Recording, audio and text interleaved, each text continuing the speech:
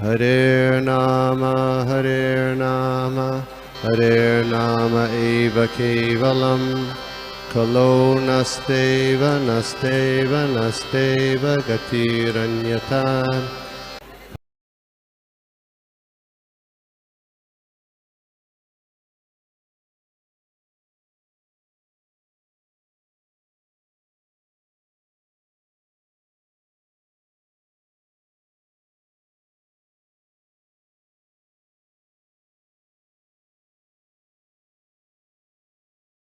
हरे कृष्णा। दंडवत प्रणाम, दंडवत प्रणाम अनिरुद्ध प्रभु जी, बहुत बहुत धन्यवाद जुड़ने के लिए। मैं जस्ट आपको एक छोटा सा इंट्रोडक्शन दे देता हूँ। तो अनिरुद्ध चंद्र प्रभु जी परम पूज्य गोपाल कृष्ण महाराज जी के शिष्य हैं। इस्कॉन जोस हैं, काफी वरिष्ठ भक्त हैं, काफी समय से इस्कॉन में है, बहुत सारी सेवाएं कर रहे हैं। तो प्रभु जी पहले भी कई बार हमारे साथ जुड़ चुके हैं। तो आज का जो श्लोक है हम लोग प्रभु जी के माध्यम से समझने का प्रयास करते हैं। सभी लोग ध्यान पूर्वक श्रवण श्रवण करें। हरे कृष्णा। धन्यवाद प्रभु जी, प्रणाम। Over to you. तो थैंक यू एवरीवन। आप सभी भक्तों का धन्यवाद कि आज आपने मुझे श्रीमद् भागवतम की सेवा करने का मौका प्रदान किया। तो आज हम श्रीमद् भागवतम के तीसरे स्कंद 28वें अध्याय माता देवहूति को कपिल महाराज के उपदेश के 24 नंबर श्लोक पे चर्चा करने जा रहे हैं।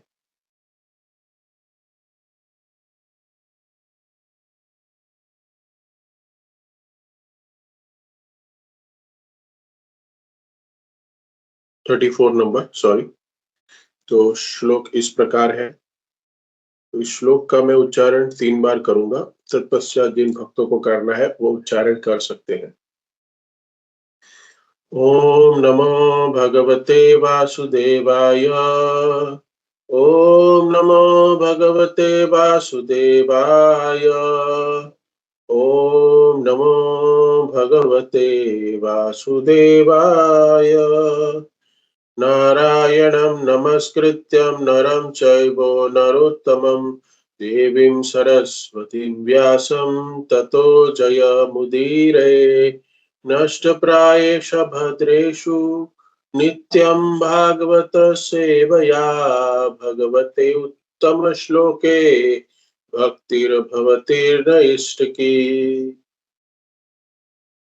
श्लोक इस प्रकार है।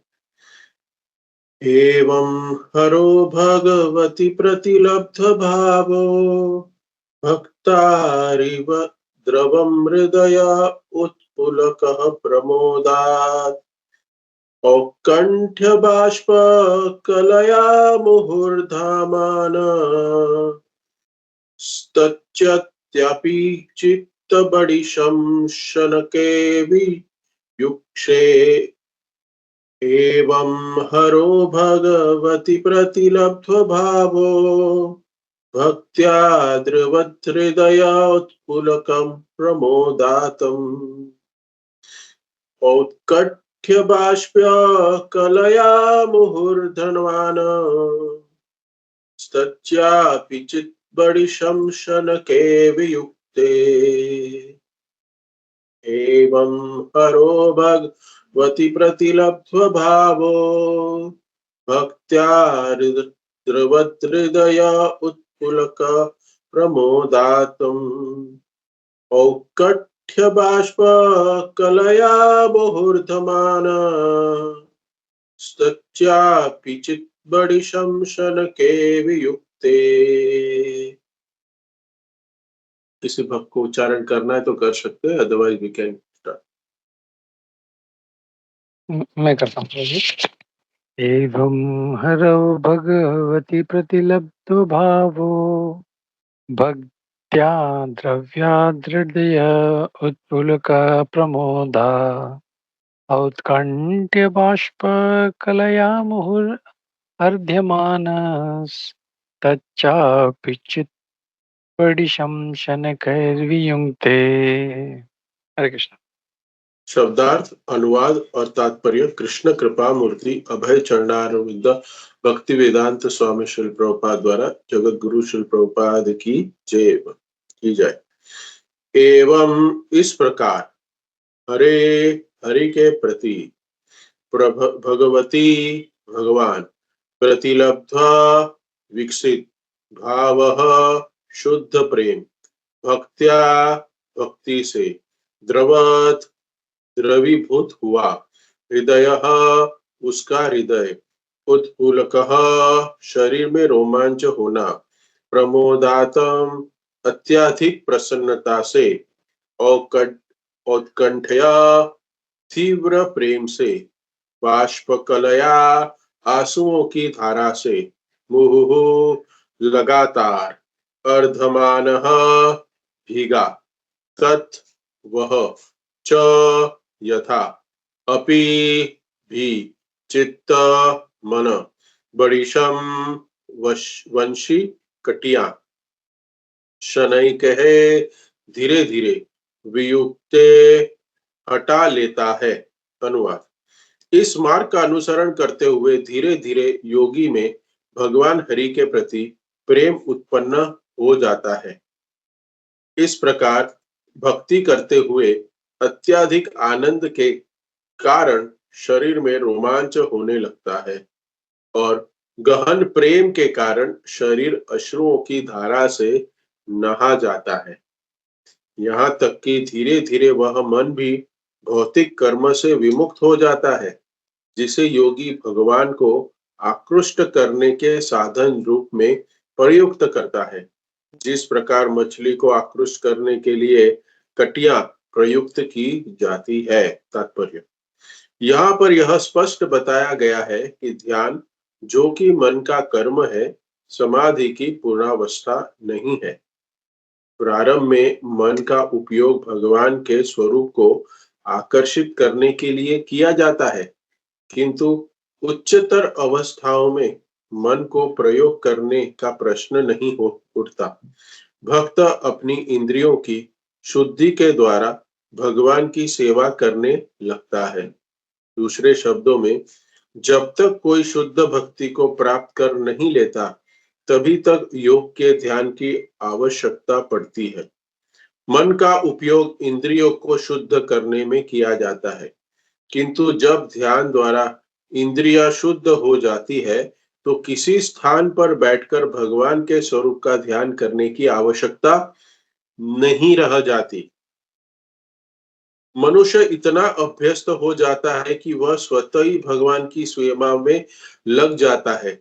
जब मन को बलपूर्वक ईश्वर के स्वरूप में लगाया जाता है, तो वह निर्जीव योग अर्थात प्राणहीन योग कहलाता है, क्योंकि योगी स्वतः भगवत भक्ति में नहीं लगता। किंतु जब वह निरंतर भगवान का चिंतन करता है, तो यह सजीव योग या जीवित योग कहलाता है। मनुष्य को इसी सजीव योग तक पहुंचना होता है। जैसा कि ब्रह्म संहिता में बतलाया गया है, मनुष्य को 24 घंटे भगवान की सेवा में लगे रहना चाहिए। प्रेमांजन चुरित भक्ति विलोचनेन स्वार्थ अवस्था पूर्ण प्रेम उत्पन्न करके ही प्राप्त की जा सकती है। जब भक्ति में भगवान के लिए पूरी तरह से प्रेम उत्पन्न हो जाता है, तो वह उसके स्वरूप पर कृत्रिम रूप से ध्यान किए बिना ही भगवान का दर्शन कर सकता है। उसकी दृष्टि दिव्य रहती है, क्योंकि उसके पास कोई कार्य नहीं रहता। आत्म साक्षात्कार की इस अवस्था पर मन को कृत्रिम रूप से लगाने की आवश्यकता नहीं रह जाती, क्योंकि निम्न अवस्थाओं में ध्यान की संतुष्टि भक्ति पद तक पहुंचने के लिए की जाती है। अतः जो पहले से भगवान की दिव्य प्रेमा भक्ति में लगे हैं, वे ऐसे ध्यान से ऊपर है। यह पूर्णता की अवस्था कृष्ण चेतना भक्ति कहलाती है। ओम अज्ञानतिमिरान्धस्य ज्ञानाञ्जनशलाकया चक्षुरुन्मिलितं येन तस्मै श्रीगुरुवे नमः। श्रीचैतन्यमनोभीष्टं स्थापितं येन भूतले स्वयं रूप कदा मह्यं ददाति स्वपदान्तिकम्। वन्देऽहं श्रीगुरु श्रीयुतपदकमलं श्रीगुरून् वैष्णवांश्च श्रीरूपं साग्रजातं सगण रघुनाथान्वितं तं सजीवं साद्वैतं सावधूतं परिजनसहितं कृष्ण चैतन्य देवं श्रीराधा कृष्ण पादान् सगण ललिता श्री विशाखावृतांश्च। हे कृष्णा करुणा सिंधु दीनबंधु जगतपते गोपेश गोपिका कांत राधा कांत नमस्तुते। तप्त कांचन गौरांगी श्री राधे वृंदावनेश्वरी वृषभानुसुते देवी प्रणमामि हरिप्रिये। वाञ्छाकल्पतरुभ्यश्च कृपा सिन्धुभ्येव च पतितानां पावनेभ्यो वैष्णवेभ्यो नमो नमः। नमो विष्णुपादाय कृष्णपृष्ठाय भूतले श्रीमते भक्तिवेदान्त स्वामिनिति नामिने। नमस्ते सारस्वते देवे गौरवाणी प्रचारिणे निर्विशेष शून्यवादी पाश्चात्य देश तारिणे। जय श्री कृष्ण चैतन्य प्रभु नित्यानंद श्री अद्वैत गदाधर श्रीवासादि श्री गौर भक्त वृंद। हरे कृष्णा कृष्णा कृष्णा हरे हरे हरे राम राम राम हरे हरे। हरे कृष्णा। सो फिर एक बार आप सभी भक्तों का हार्दिक स्वागत। बहुत ही सुंदर अध्याय के विषय में चर्चा करने जा रहे हैं हम लोग, जिनमें विशेष रूप से हम देखते हैं कि श्रीमद् भागवतम के ये 28वां अध्याय है, 34 नंबर का श्लोक। भगवान कपिल द्वारा अपनी माता देवहूति को दी गई सांख्य योग की रूपरेखा, सांख्य योग के शिक्षाओं का ये अत्यंत महत्वपूर्ण श्लोक है। जब प्रभु जी ने मुझे इस के लिए इनवाइट किया तो मैंने प्रभु जी को पूछा कि कौन सा श्लोक है, और I was travelling at that time. And जब मैंने वो श्लोक देखा वेदाबेस में खोल के मोबाइल पे, तो मैंने तुरंत हाँ बोल दिया, क्योंकि बहुत सुंदर श्लोक है। और ये हम भक्तों के लिए, ये हम सभी साधकों के लिए सबसे इम्पोर्टेंट, जैसे हम श्रीमद् भागवतम में हर एक शब्द इम्पोर्टेंट है, लेकिन ये एक वक्ता का भाव होता है कि हर एक श्लोक को वो प्रायोरिटाइज, हर एक श्लोक को वो इम्पोर्टेंट कह के उसका व्याख्यान शुरू करता है। बट ये सच में हम जैसे साधकों के लिए इम्पोर्टेंट है कि ये बहुत महत्वपूर्ण है। यह श्लोक में भक्ति की उस पराकाष्ठा का वर्णन किया जा रहा है जहां योगी को भगवत प्रेम, शुद्ध भक्ति कैसे प्राप्त होगी, और उसको, योगी को भी उस शुद्ध भक्ति प्राप्त करना अनिवार्य है, उसको करना पड़ेगा। कि कैसे होगा लेकिन ये, तो इसके विषय में हम संक्षिप्त में चर्चा करेंगे।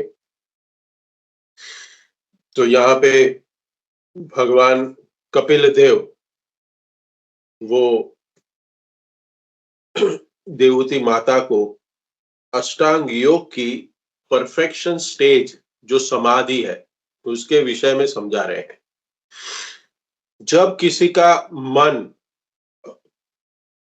पूरी तरीके से भगवान के प्रति प्रेम में संलग्न हो जाता है पूर्ण तरीके से, और वो जब प्रेम को अपने हृदय में वो एक्सपीरियंस करता है, मतलब वो प्रेम जो है भगवान के प्रति जागृत हुआ है, उसको वो अभिभूत करता है, मतलब वो एक्सपीरियंस करता है अपने जीवन में, जॉय को अनुभव करता है, एक्सटेसी को अनुभव करता है। और कहते हैं नयनम गलद श्रुधारया तद्गद हृदया गिरा। चैतन्य महाप्रभु अपने शिष्टाष्टकम में कहते हैं कि हमें उस स्टेज पे पहुंचना है, कब होगा मेरे साथ ये, कब मेरे नेत्रों से अश्रुओं की धारा बहेगी, कब मेरा शरीर रोमांच से उठ बैठेगा, रोमांच होगा मेरे शरीर, कब वो स्टेज आएगी। ये हमारी हर रोज सुबह की प्रार्थना है। तो उस स्टेज पे पहुंचने के लिए क्या कपिल देव हमें बता रहे हैं माता देवहूति के द्वारा, ये समझना बहुत जरूरी है।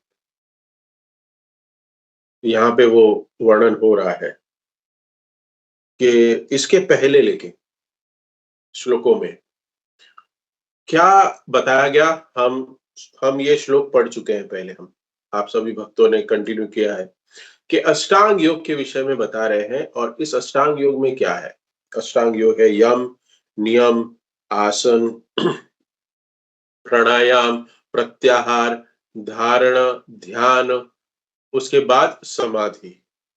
तो एक ध्यान तक, up to the point of ध्यान, स्टार्टिंग जो है वो है यम और नियम। और वहां से ध्यान तक पहुंचने के लिए, ध्यान मतलब meditating the form of the Lord, भगवान के स्वरूप में पूर्ण ध्यान करना, भगवान के स्वरूप का चिंतन करना। ये कैसे होगा? ये है मन, माइंड के द्वारा होगा, कह रहे हैं यहाँ पे। लेकिन ये जब हम साधक होते हैं तब हमें माइंड की जरूरत होती है। लेकिन जब परफेक्शनिस्ट ध्यान के स्टेज पे आते हैं योग के, तब कहते हैं कि तभी माइंड जो है वो उसका कोई रिक्वायरमेंट नहीं होती है, no more engaged in service. मन होता है, उसको कोई जरूरत नहीं, मन की कोई जरूरत नहीं होती है। भगवान का जो त्रिभंग स्वरूप है उसके ऊपर मेडिटेट करने के लिए, उसके ऊपर ध्यान करने के लिए उसको अपने माइंड की, मन की कोई आवश्यकता नहीं है। देखिए यहाँ पे कह रहे हैं इस श्लोक में, किसी का कोई कहे, कोई अगर हम अभी पढ़ चुके हैं हमने, इसमें दो चीज प्रभुपाद कह रहे हैं। क्या जरूरत है? कि बिगिनिंग स्टेज में कह रहे हैं कि हमें निष्किंचना, ये शब्द का उपयोग कर सकते हैं हम लोग। कि पहला है कि हमें अपने इंद्रियों को शुद्ध करने के लिए, हमारी इंद्रियों को प्यूरिफाई करने के लिए हमें मन की जरूरत है, माइंड की जरूरत है। और एक क्या है कि भगवान के त्रिभंग स्वरूप में मेडिटेट करने के लिए हमें माइंड चाहिए, हमें मन चाहिए। हम कह सकते हैं कि बुद्धि भी हो सकती है, मन, बुद्धि और माइंड, हम इसको समझ सकते हैं कि हमें जरूरत है। और एक स्टेज और एक स्टेज है कि इनिशियल स्टेज में यम नियम में इसकी क्यों जरूरत है हमें? क्योंकि वो इनिशियल स्टेज में जो हमारा मन है, हमारा चित्त जो है, हमारी जो बुद्धि है, हमारा जो माइंड है, वो भगवान के स्वरूप में इतना अट्रैक्टिव नहीं है। अट्रैक्ट नहीं, हमारा कोई आकर्षण नहीं उनके प्रति। आकर्षण उद्भूत मत कहते हैं कि आकर्षण जो है वो अभी तक मैनिफेस्ट नहीं हुआ है। आकर्षण जो है still not manifested in our heart. हमारे हृदय में अभी भी वो जो प्रेम है जो स्फुरित नहीं हुआ है, हम कह सकते हैं। सो भगवान भगवत गीता में कहते हैं कि जहां भी मन जाता है किसी व्यक्ति का, उसको वहां से उसको विड्रॉ करना चाहिए, योगियों को, और वहां से उसको कंट्रोल करना चाहिए। जब योग पद्धति में, हम योग साधना में बैठे हैं, तब वो क्या होता है कि माइंड यहाँ वहां भागता है। हम हर रोज सुबह जपा करने बैठते हैं, जपा करने को बैठते हैं, वैसे ही मन यहाँ वहां भागने लगता है। हमें पूरी ऑफिस की, घर की, फ्यूचर की, सोने जवाहरात की सारी चिंताएं होते रहती है। कहाँ जाएगा अभी रेट, इतना बढ़ गया है, क्या होगा, मुझे ले लेना चाहिए था, अरे मैंने मिस कर दिया अपॉर्चुनिटी। ऐसे मन भागता है यहाँ वहां। मैं अपनी बात कर रहा हूँ, आप लोग तो सब प्योर डिवोटीज हैं, आप लोग का ध्यान सुंदर भगवान की सेवा में लग रहा है, लेकिन एक साधक जो मैं हूँ, कनिष्ठ अधिकारी, तो मेरी चर्चा कर रहा हूं मैं। तो कृष्णा भगवत गीता में ये कहते हैं, 6th चैप्टर पूरा ध्यान योग के विषय में है, इसी सांख्य योग, कि ये जो 2 स्टेज है अष्टांग योग में, जो कह रहे हैं 2 स्टेज, योग युक्षु और योग रूढ़ा। 6 चैप्टर पे हम देखते हैं कि तीसरा श्लोक है, तीसरा और चौथा, ये एक बिगिनिंग स्टेज, योग की बिगिनिंग स्टेज के विषय में चर्चा करते हैं, और परफेक्शनल स्टेज, अंतिम स्टेज, योग रुरुक्षु और योग रूढ़स्य। इसको श्रील प्रभुपाद एक बहुत सुंदर टर्म्स बताए हैं तात्पर्य में। ये जो योग रुरुक्षु है उसको निर्जीव योग बताया गया है। श्री प्रभुपाद तात्पर्य में लिख रहे हैं, नो निर्जीव, नो लाइफ, नो अट्रैक्शन, योग के प्रति, भगवान के प्रति कोई आकर्षण नहीं है, निर्जीव योगा। और जब भगवान के प्रति हमारा जो आकर्षण है वो उद्धृत हो जाता है, वो उद्भव हो जाता है, वो स्फुरित हो जाता है, तब वो स्टेज को क्या कहते हैं, तब उस माइंड को, तब वो माइंड की जरूरत नहीं है, मन की जरूरत नहीं है, क्योंकि हमारा जो मन है वो निरंतर भगवान की सेवा में, भगवान की का दर्शन करने में, भगवान का चिंतन करने में लगा हुआ है। क्योंकि क्या हो गया है, वहां पे भगवान के प्रति आकर्षण उत्पन्न हो गया है, भगवान के प्रति लव डेवलप्ड हो गया है हमारा। तब अगर जब लव उत्पन्न हो जाता है ना, तो हमें कोई दूसरी चीज करने की आवश्यकता नहीं होती। जब लव उत्पन्न हो जाता है ना, हमें मेडिटेट, कंटेम्पलेट करने की हमें कोई एक्सटर्नली एफर्ट से नहीं करना पड़ता। जब प्रेम हो जाता है, जैसे गोपियों का, आप समझ रहे, गोपियों को कभी भी भगवान के विषय में सोचने की जरूरत नहीं पड़ी, कभी भी भगवान के फॉर्म के ऊपर ध्यान लगाने की जरूरत नहीं पड़ी। क्यों? क्योंकि automatically, because of love, 24 hours वो सोच पा रही थी भगवान कृष्ण के विषय। उनकी स्टेज में मन का कोई भी कारण नहीं था, उनकी स्टेज पे मन जो है वो कार्यरत नहीं था। हमारी स्टेज में हमें मन को लगाना पड़ता है, क्योंकि मन यहाँ वहां भाग रहा है। क्यों? क्योंकि हमें अभी भी भगवान के त्रिभंग ललित स्वरूप पे कोई आकर्षण नहीं है, कोई आकर्षण नहीं उत्पन्न हुआ है। इस स्टेज को कहते हैं योग रुरुक्षा, इनिशियल स्टेज, इनिशियल स्टेज है। अगर जब तक हम कहें कि ये स्टेज जो है योग युरुक्षु, ये जो स्टेज है, अगर हम कह सकते हैं कि कभी हम किसी के विषय में 24 घंटे सोच पा रहे हैं, किसी भी विषय में, हमारा हर घंटे, हर 10 मिनट में, 15 मिनट में अलग अलग विषय के बारे में हम सोचते रहते हैं। हम किसी एक विषय के बारे में नहीं सोच पाते, हमें मन, हमारा माइंड यहां वहां भगाते रहता है। करेक्ट? अगर हमारे मन को, हमारे माइंड को, हमारी बुद्धि को अगर एक ही विषय में, एक ही भगवान श्री कृष्ण के सेवा में, उनके चिंतन में अगर लगाए रखें, अगर हम लगाए रखें, तो ये सबसे बड़ी ऑस्टेरिटी मानी गई है, सबसे बड़ी तपस्या है। यही तपस्या के लिए हमें अपने आप को ट्रेंड करना है। आप सोचिए कि किसी के प्रति किसी को प्रेम नहीं है, तो वो कैसे 24 घंटा उनके विषय में सोचेगा? कैसे होगा? अगर 2 चीज हो सकती है कि उस व्यक्ति के विषय में 24 घंटा कोई व्यक्ति सोच रहा है, तो वह उसके प्रति प्रेम है, और या फिर दूसरा हो सकता है कि एनवियसनेस, या फिर ईर्ष्या के वजह से भी उससे विषय में 24 घंटा सोच सकता है, वो भी पॉसिबिलिटी है। एनवियसनेस, कंस, हिरण्यकश्यपु, ये सब क्या है? ये भगवान के विषय में चिंतन करते थे। हाँ, 24 आवर्स, सोते समय, खाते समय, कहते हैं कि घर कुछ कुछ राज्य का कार्य करते समय, वो हमेशा क्या सोचते थे? हमेशा कृष्णा कॉन्शियस रहते थे, भगवान के विषय में सोचते रहते थे। लेकिन क्यों? एनवियसनेस, दुश्मनी की वजह से, नॉट फॉर द लव। तो ये दो चीज जरूरी है, लव उद्भुत करना पड़ेगा, तब जाके हम 24 घंटा सोच सकेंगे, या फिर ईर्ष्या इतनी बढ़ानी पड़ेगी, हिरण्याकश्यपु और भगवान और कंस या फिर हिरण्याक्ष ऐसे लोगों की जैसे हमें ईर्ष्या बढ़ानी पड़ेगी। तो क्या करना है हमें? हाँ?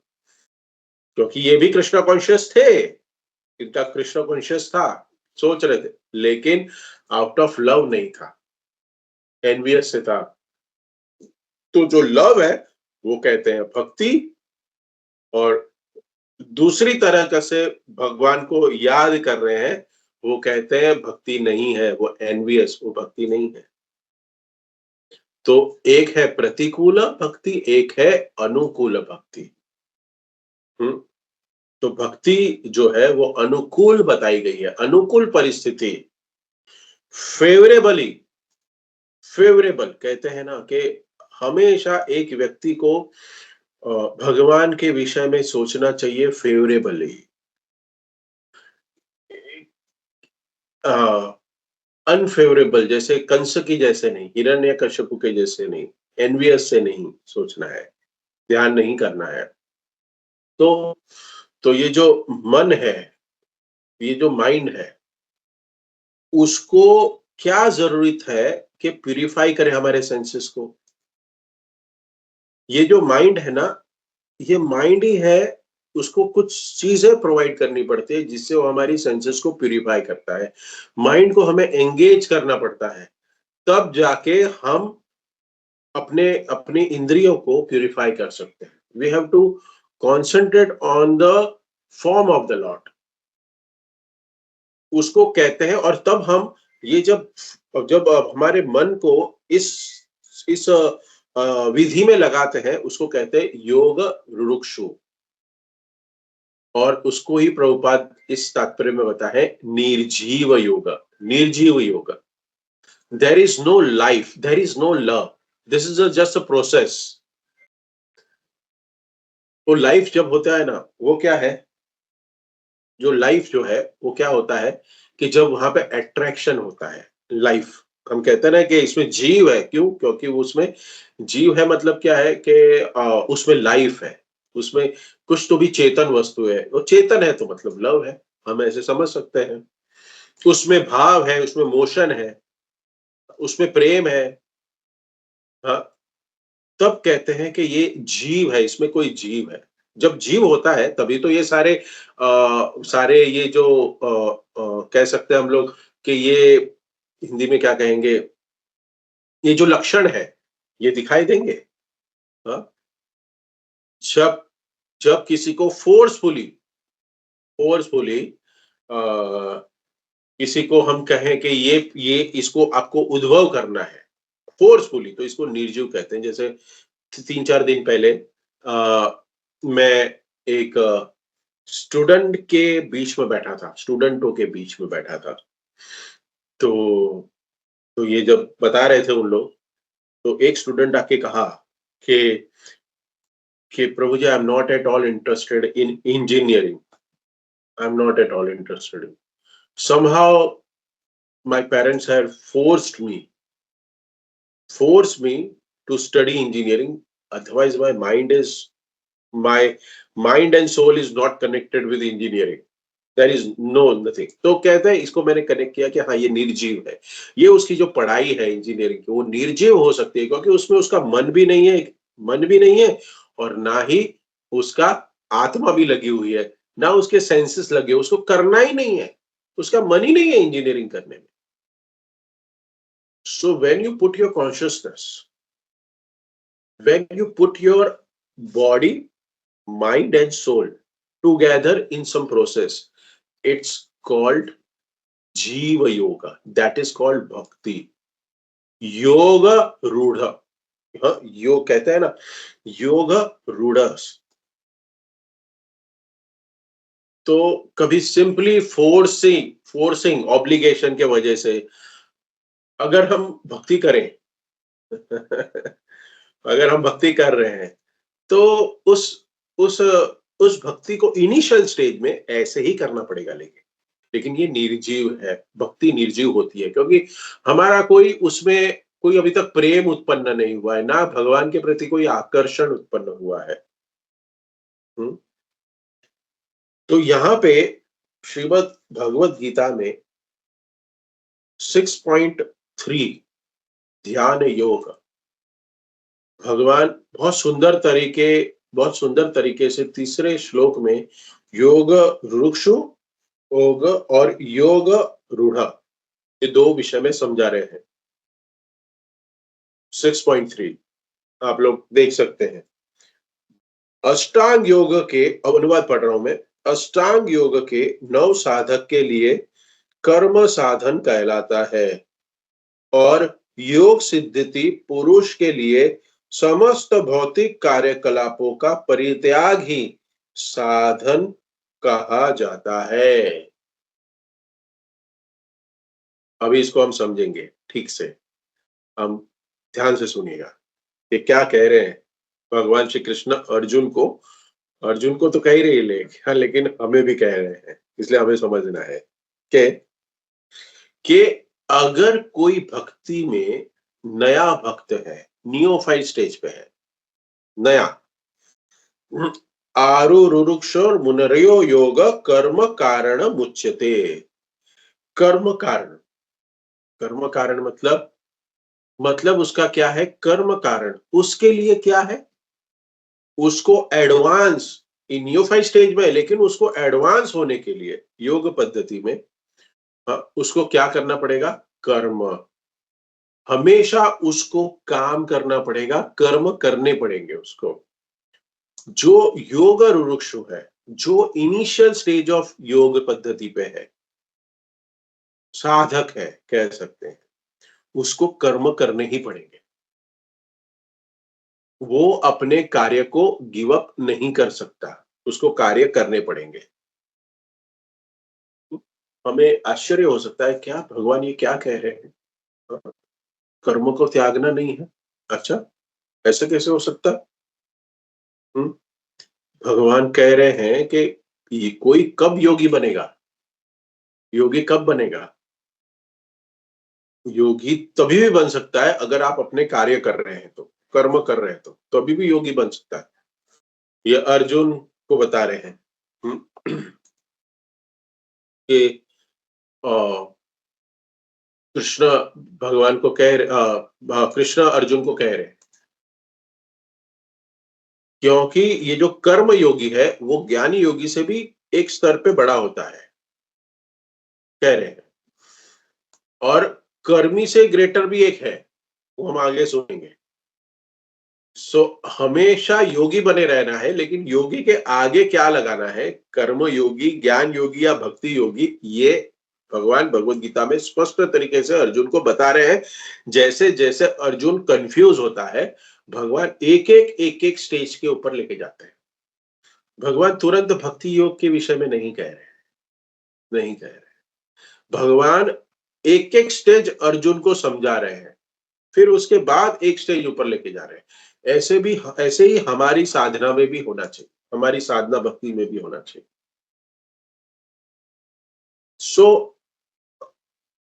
हमें शायद आश्चर्य हो सकता है कि ऐसे कैसे पॉसिबल हो सकता है कि अर्जुन तो फाइटर है, अर्जुन तो युद्ध करने आया है, तो वो कैसे योगी बनेगा, तो कैसे कह रहे कि तुम कैसे ग्रेटेस्ट योगी बनोगे।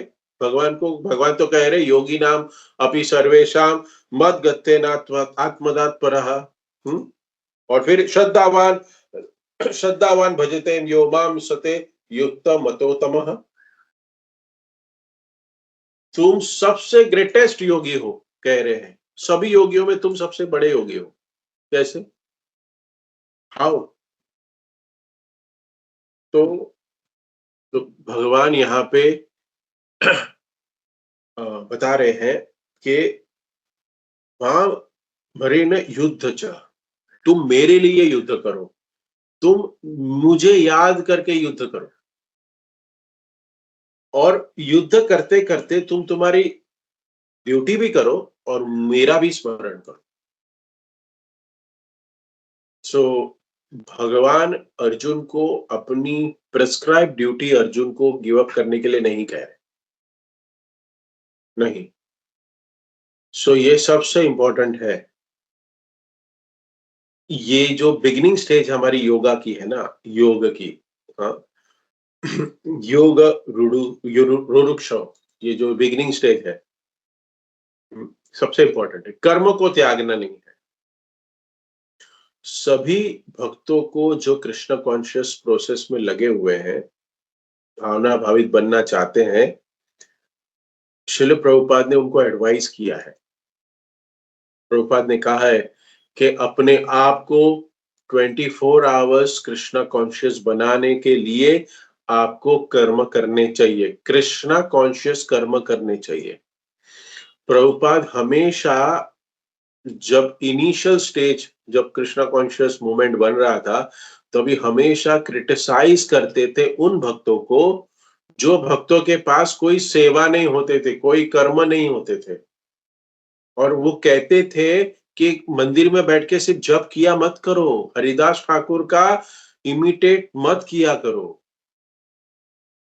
हरिदास ठाकुर मत बनो, क्योंकि वो बहुत ऊंची स्टेज है हरिदास ठाकुर की। क्या है वो स्टेज में?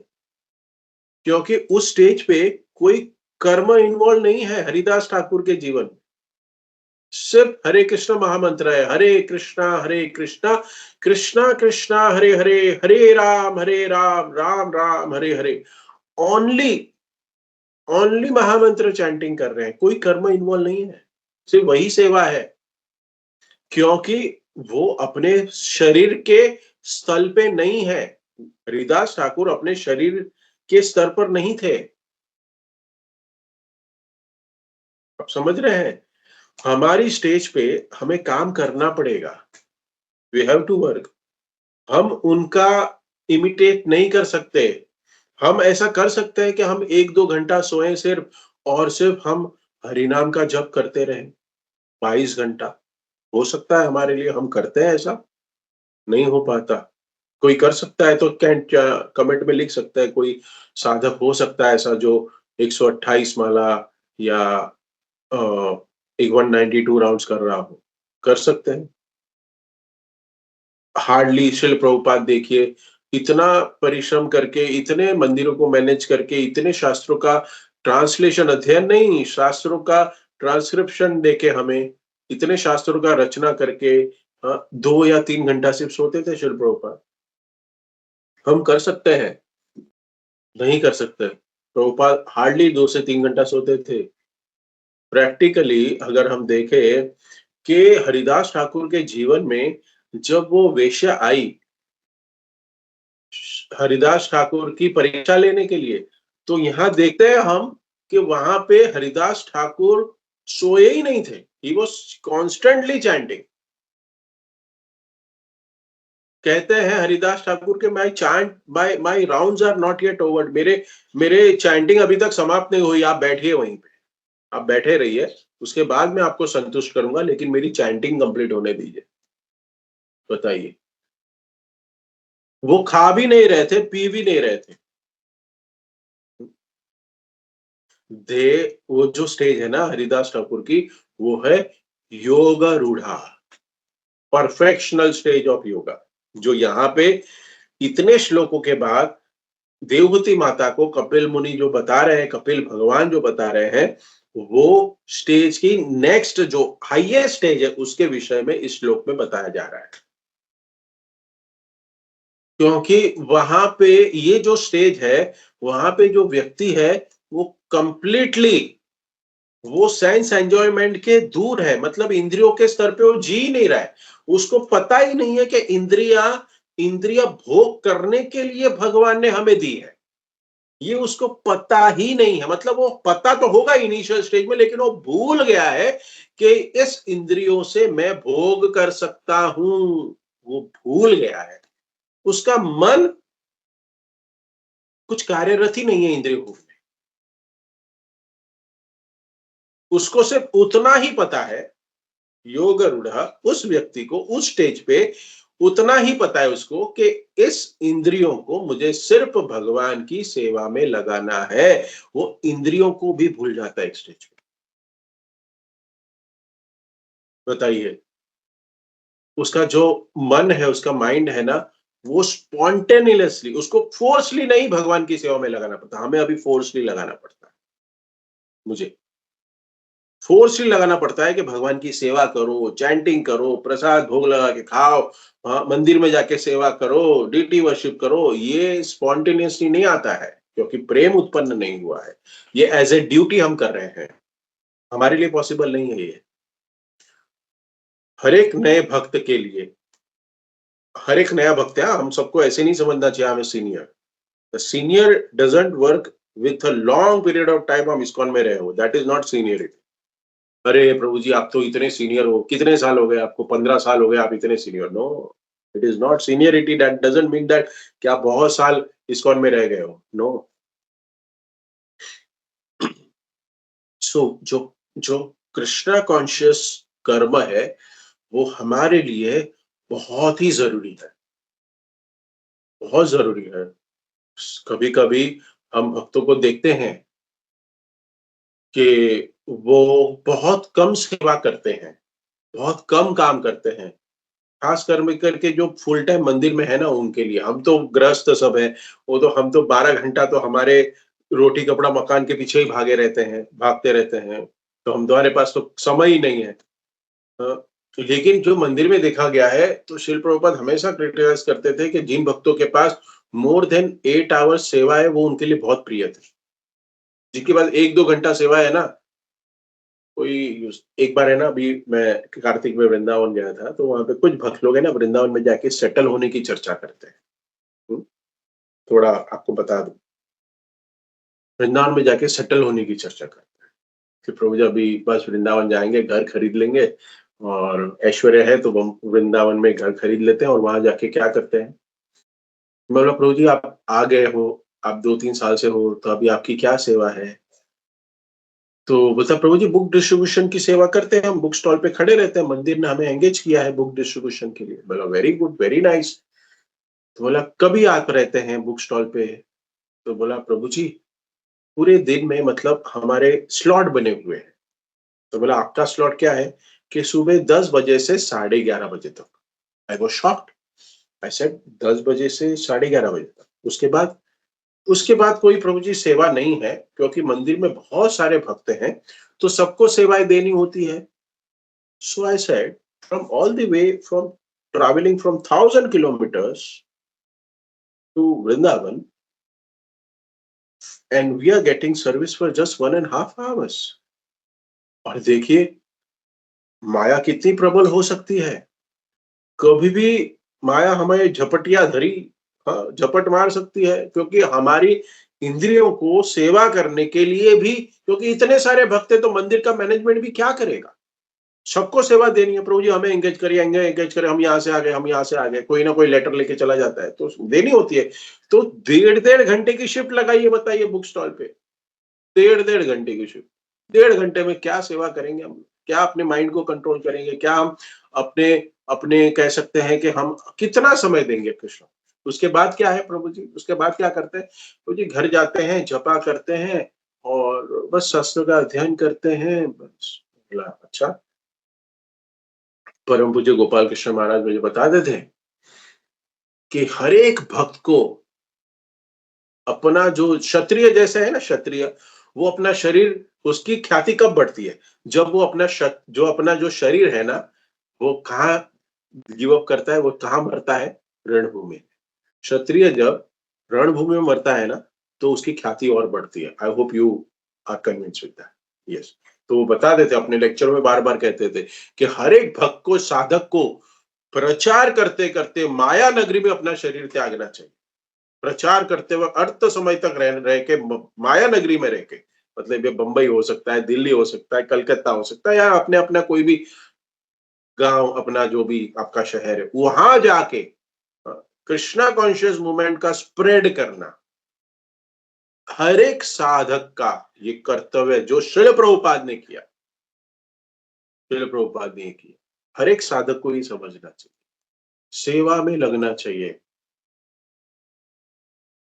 हम देखते हैं practically devotees are not engaged in services, and because of that they think, उसके वजह से यहां वहां का हम सोचने लगते हैं और हमारी भक्ति का पतन होने लगता है। Idle brain is devil's workshop. His mind is not engaged fully in Krishna consciousness, serving the Lord. तो क्या होगा, हम दूसरों में सिर्फ फाइंडिंग फॉल्ट्स, हम दूसरों में सिर्फ फॉल्ट ढूंढते रहेंगे, डिवोटी के अंदर हम फॉल्ट ढूंढते रहेंगे। अगर कोई व्यक्ति प्रजल्प करने में और निंदा करने में सक्षम है, सुन लीजिएगा इस बात को, अगर कोई भक्त सक्षम है क्या करने में, निंदा करने में, और भक्त और किसी की निंदा कर रहा है या फिर कोई फाइंडिंग फॉल्ट्स कर रहा है कि ये ऐसा है वैसा है, तो आप समझ लीजिएगा इसके पास कोई कृष्णा कॉन्शियस सेवा नहीं है दिन भर करने के लिए। He is a idol.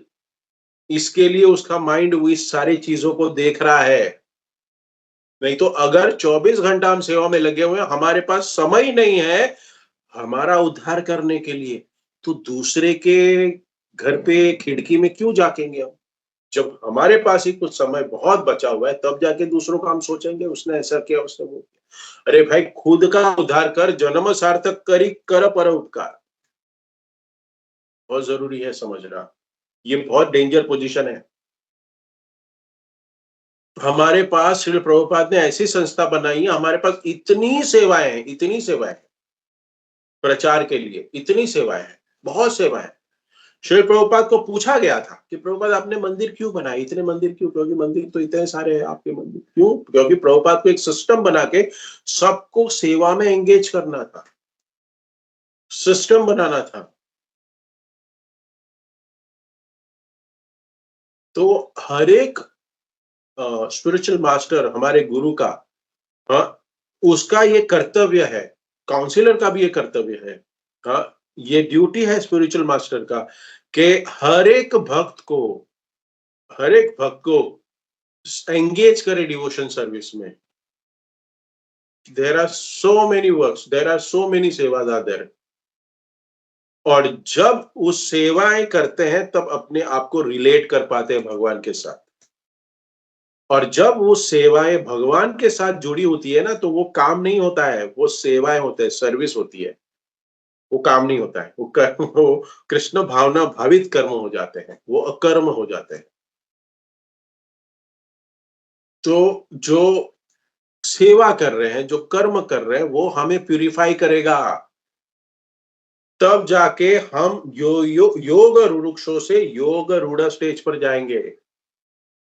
जब हमारे सेंसेस, हमारा माइंड, हमारी इंद्रिया, सब कुछ हमारे भगवान की सेवा में लगेगा, तब जाके हम धीरे धीरे अपने योग पद्धति में, कह सकते हैं कि भक्ति की पद्धति में, भक्ति में हम आगे बढ़ सकते हैं, उन्नत हो सकते हैं। How much service he performs in a temple, how much service he does in his group, how much book he distribute, at that much level he is advanced. कह सकते हैं एडवांस डिवोटी की परिभाषा क्या है? वो निरंतर भगवान की सेवा में लगा हुआ है, मंदिर में सेवा करने के लिए वो तत्पर है, बुक डिस्ट्रीब्यूशन करने के लिए वो तत्पर है। ये सारी स्थितियां एक भक्त को सीनियर बनाती है, ना कि वर्ष उसके सीनियर। बहुत जरूरी है समझना। So this is what Krishna described in Bhagavad Gita in chapter 6.3 and 4. Srila Prabhupada तात्पर्य में क्या बताना चाहते हैं, निर्जीव योगा और जीव योगा इस तात्पर्य में भी बता रहे हैं श्रील प्रभुपाद। ये हमें समझना है। ये बहुत सुंदर है कि कहते हैं ना कि धीरे धीरे योगी में भगवान हरि के प्रति प्रेम उत्पन्न हो जाता है धीरे धीरे, क्षणे क्षणे। और इस प्रकार भक्ति करते हुए अत्यधिक आनंद के कारण शरीर में रोमांच होने लगता है। ये सब हमारे में किसी में कुछ नहीं हो रहा है। I hope I am not wrong, आप लोग में होता होगा, लेकिन रोमांच नहीं हो रहा है। ठंडी में ठंड ज्यादा लगने के वजह से हमारे रोमांच होती है, हमारे बाल खड़े हो जाते हैं, वो प्रेम के कारण नहीं हो रहे हैं। उसके बाद अश्रु आ रहा है। क्यों अश्रु आ रहा है? अश्रु किस वजह से आ रहा है? नहीं, मुझे प्रसाद नहीं मिला प्रभु जी, गुलाब जाम नहीं मिला, लाइन में खड़ा था। हाँ, अश्रु आ गए, रोना लग गया। अरे प्रभु जी अश्रु तब आ रहे हैं क्या? हमें कभी आ रहे हैं अश्रु? हाँ? शरीर के अश्रु की धारा से नहा जाता है, नहा जाता है। और यहाँ तक कि धीरे धीरे मन भी भौतिक कर्म से विमुक्त हो जाता है। भौतिक कर्म से विमुक्त हो गया है हमारा मन, पता नहीं। जिस योगी भगवान को आकृष्ट करने के साधन रूप में प्रयुक्त करता है, अपने कर्म को 100% भगवान की सेवा में लगाता है, उस कर्म, भौतिक कर्म का भी जो फल है, वो अगर भगवान की सेवा में लगाता है तो वो कृष्ण भावना भावित कर्म है। और जिस प्रकार मछली को आकृष्ट करने के लिए कट्टियां प्रवृत्त की जाती है, मतलब मछली को फंसाने के लिए मन को देना चाहता है, मतलब हमें भगवान को, अपनी इंद्रियों को भगवान की सेवा में लगाने के लिए इनिशियली मन का उपयोग करना पड़ता है। लेकिन एक स्टेज जब आती है तब मन की कोई स्थिति नहीं रहती है, मन का कोई उपयोग नहीं होता है, क्योंकि वो स्पॉन्टेनियसली भगवान की प्रेमा भक्ति में लग जाता है। मन तो है ही नहीं उस स्टेज पे। यहाँ पे बताया निर्जीव योगा और जीव योगा। निर्जीव योगा की साधना शायद हम अभी कर रहे हैं, साधन भक्ति में निर्जीव है हम, लेकिन धीरे धीरे हमें जीव डालना है, उसके अंदर जीव डालना है। तो जीव डालना मतलब क्या है कि हम धीरे धीरे भगवान की प्रेमा भक्ति में उत्तीर्ण हो, अपने आप को धीरे धीरे इस मटेरियल एंटेंगलमेंट जो कहते हैं ना, मटेरियल वर्ल्ड का जो जाल है, उससे धीरे धीरे अपने आप को अलग करें, धीरे धीरे, नॉट इमीडिएटली। तो एक भक्त को लास्ट वीक में एक लेक्चर दे रहा था, उसमें कहा कि प्रश्न आ गया, तो मैं बता देता हूँ, कुछ समय है अभी और 5-10 मिनट है। तो क्या करना चाहिए एक साधक को? तो एक साधक जो है वो अपना क्वार्टरली टारगेट कर सकता है। ये क्वार्टरली जो होता है ना, वो क्वार्टरली मंथ नहीं हो सकते, वो ईयरली हो सकते हैं। तो 3 साल पहले कोई एक साधक है, वो क्या कर सकता है? वो अभी 16 माला जप कर रहा है और कुछ सेवा में एंगेज हो रहा है, ये कर रहा है। उसके बाद वो 20 माला कर सकता है। उसके बाद वो कुछ सालों बाद वो अभी 4 बजे उठ रहा है, तो फिर वो 3 बजे उठ सकता है। फिर वो मंगल आरती घर पे कर रहा है, तो उसको क्या करना चाहिए? महीने में 1 बार मंदिर में जाके मंगल आरती अटेंड करनी चाहिए। फेस्टिवल्स में मंगल आरती मंदिर जाके अटेंड करनी चाहिए। मंदिर में कुछ सेवाएं जो प्राप्त है, उस सेवाओं को करना शुरू कर देना चाहिए उसको। फिर प्रचार में लगना चाहिए उसको।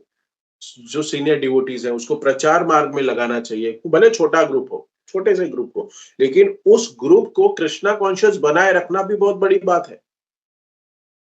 कृष्णा कॉन्शियस बन तो जाते हैं हम, लेकिन उसको लंबे रेस का घोड़ा बनाना बहुत मुश्किल होता है। इसलिए भगवान कृष्ण ने भी मेंटेनेंस वो अपने पास रखा है।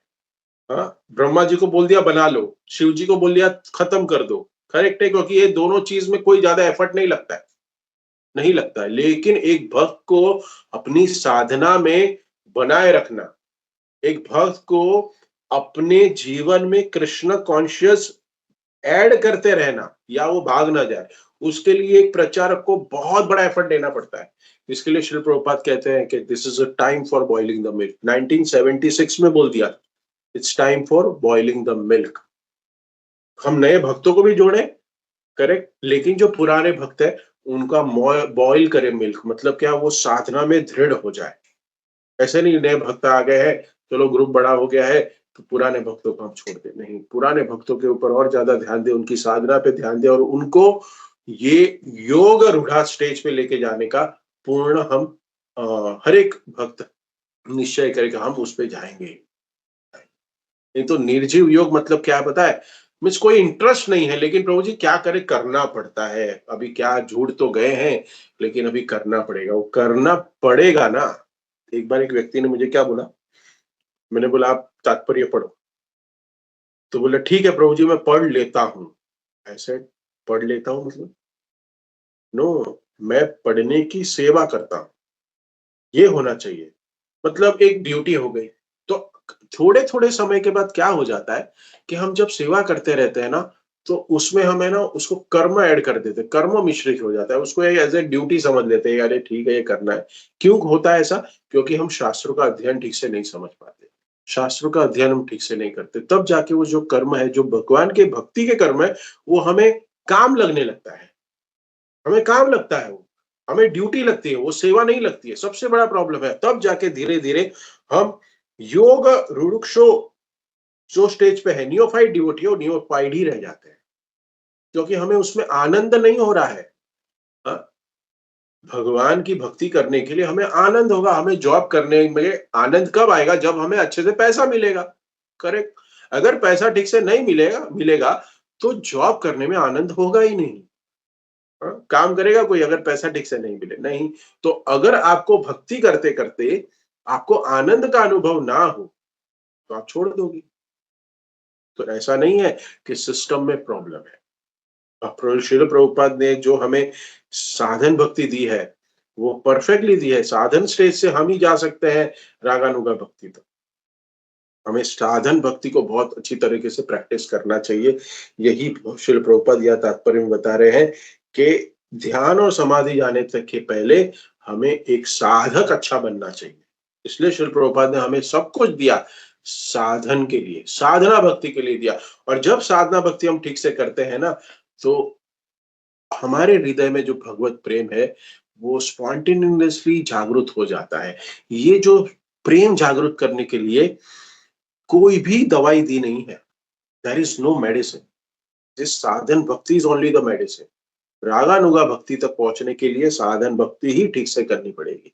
That is what Srila Prabhupada mentioning deeply in this तात्पर्य। हरे कृष्णा। किसी भक्त का कोई कमेंट, टिप्पणी, प्रश्न, करेक्शन है तो पूछ सकते हैं। हरे कृष्णा। कोई जिज्ञासा है? हरे कृष्णा। मतलब प्रणाम प्रभु। पहले तो धन्यवाद प्रभु, आपने बहुत अच्छे से ये जो आज का श्लोक है का विवरण किया कैसे, और भगवत गीता से भी जोड़ा है। तो 6th चैप्टर है योगा रुक्षु और योगा रूढ़ा, जैसे माइंड इनिशियल स्टेज में जरूरत पड़ता है, later on mind is not required. तो थैंक यू प्रभु। और मैं क्विकली भक्तों से रिक्वेस्ट करता हूँ, किसी का कोई प्रश्न है तो quickly start speaking, start raising your hands. Hare Krishna.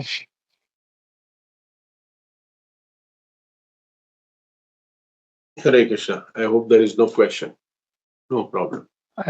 Yes yes prabhu, no question, सब कुछ समझ में आ गया है। Very nicely explain prabhu. क्या होगा? But this Sankhya yoga, this is a Kapil Muni की जो शिक्षा है, दैट इज वेरी टेक्निकल। ये बहुत टेक्निकली है योग पद्धति सांख्य योग के प्रति।